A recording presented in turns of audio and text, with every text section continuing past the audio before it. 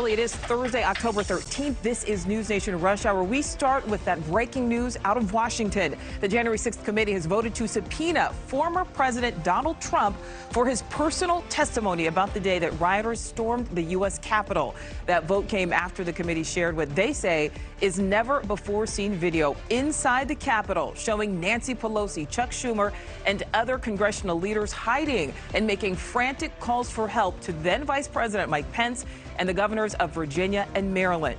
Trump will likely fight this subpoena. He just released a video on Truth Social. We'll show you that in just a few minutes. But it marks the ending of months of committee hearings with this historic move. NewsNation correspondent Evan Lambert is live on Capitol Hill with more on this breaking story, Evan. Nichole, yeah, the major news from the hearing, that unanimous vote to subpoena the former president for his testimony under oath and documents from the person that Vice Chair Liz Cheney is calling the central player in all this. The door has been breached and people are gaining access into the Capitol.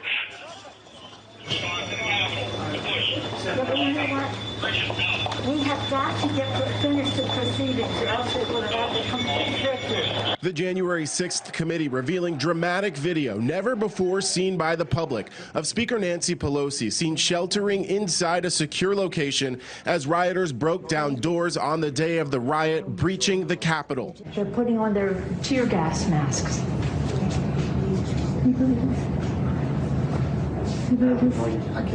Pelosi and Senate Majority Leader Chuck Schumer pleading with governors of neighboring states and the Assistant Secretary of Defense to send in the National Guard. It's just horrendous, and all at the instigation of the President of the United States. On Thursday, the January 6th committee drilled down on its main theme in what is likely its last public hearing in its nearly 16-month-long investigation of the riot on that day. When you look back at what has come out through this committee's work, the most striking fact is that all this evidence comes almost entirely from Republicans. The committee presented what it calls new evidence, like Secret Service messages and emails that allegedly show law enforcement were aware that violence might be coming days before the 6th, and played video of Trump ally Roger Stone, who said on camera that he was encouraging the president to declare victory even before votes were done being counted. I really do suspect it will still be up in the air.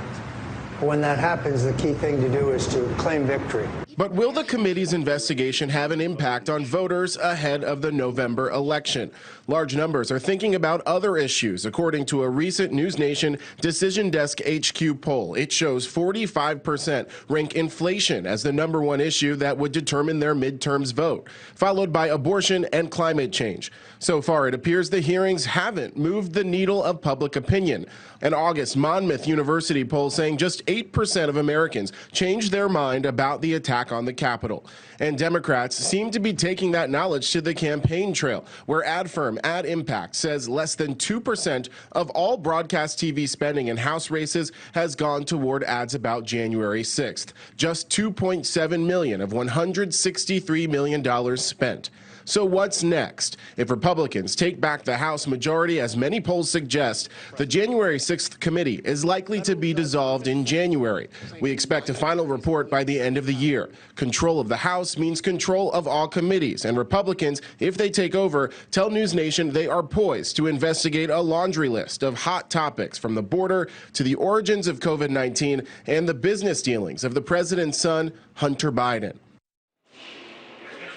And it is not likely that Trump would comply with this subpoena if this does turn into a court battle. It's likely that time would run out if the committee does end up dissolving come January. Nichole?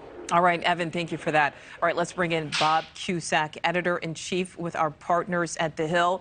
Bob, we want to get right to the former president's response. There was this video montage posted to Truth Social less than an hour after that subpoena vote. It basically says at the end, quote, "The sham committee is ignoring the truth." What's your reaction? Well, this is the beginning of the defense, maybe not the beginning, but the continued defense of former President Trump. And it shows that he's going to fight this, and he's still maintaining that the 2020 election was stolen. The Department of Homeland Security said it was a very secure election, but Trump and his allies making that case. So this is, I mean, fasten your seatbelts. It's going to be there's going to be some big news on this and the Mar-a-Lago documents, I think, over the next couple months. And the big question, of course, will be, is the Department of Justice going to indict former President Trump? And we're taking a look at that Truth Social response there.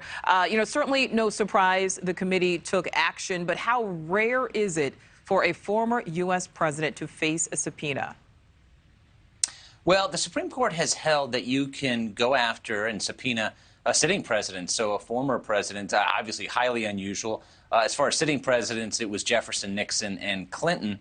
And looking at the past of this, Nichole, I think you're going to have to see the Supreme Court weigh in. But as Evan was saying, this committee is probably not going to be around for much longer. So I see Trump fighting the subpoena, and really, we're not far from the election and a new Congress. And with a new Congress, this committee doesn't exist, and maybe it's moot at that point. All right, so Bob, you say he would fight the subpoena. Obviously, not very obvious that he would comply here. What happens, though, if he does refuse to comply? Well, then I think it's just a matter of the courts weighing in. But then I think it could be overtaken by events, because Democrats here, I think it's kind of a PR move here, that they said, okay, they were talking about bringing in former Vice President Mike Pence. No, they're going after Trump. They don't want to hear from Pence. They'd love to hear from him, but they really need to hear from Trump. So they're giving Trump the opportunity. If you want to tell your side of the story, tell us. But he's not going to be complying. All right, so Bob, we took a look at the Truth Social response, but let's get back to that never-before-seen footage showing those lawmakers scrambling to secure the Capitol, calling governors, calling cabinet members, even the vice president, asking for help. Let's listen. I'm going to call up the effing Secretary of DOD. We have some senators who are still in their hideaways. They need massive personnel now. Can you get the Maryland National Guard to come too? I've been approached about the Virginia National Guard. Mr. Hoyer was speaking to Governor Hogan, but I still think you probably need the okay of the federal government in order to come into another jurisdiction. They're breaking windows and going in, obviously ransacking our offices and all the rest of that. That's nothing. The concern we have about personal harm, personal safety, it just transcends everything. But the fact is, on any given day, they're breaking the law in many different ways. And quite frankly, much of it at the instigation of the President of the United States. And now, if he could at least somebody. Yeah, why don't you get the president to tell them to leave the Capitol, Mr. Attorney General, in your law enforcement responsibility? A public statement, they should all leave.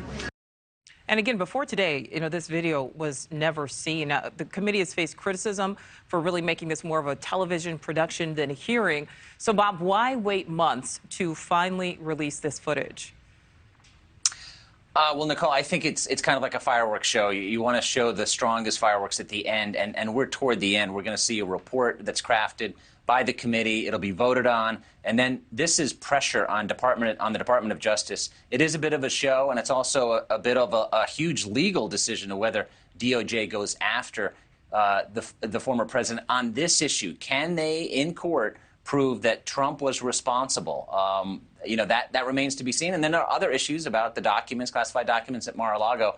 But this shows you that the members, Pelosi and Schumer, they were very concerned about members being in danger. I was concerned about our reporters being in danger. It is very dramatic. It is a show, but that's what politics is nowadays. Certainly lots of drama that day. Last question for you, Bob. Does the committee have the evidence they need to recommend charges?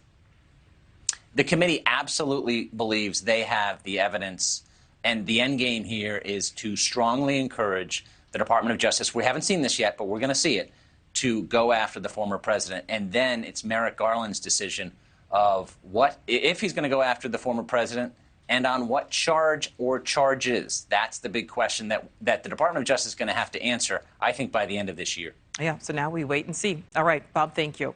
Thank you for watching. Go to newsnationnow.com to find NewsNation on your television provider. And don't forget to click the red subscribe button below to get more of NewsNation's fact-driven, unbiased coverage.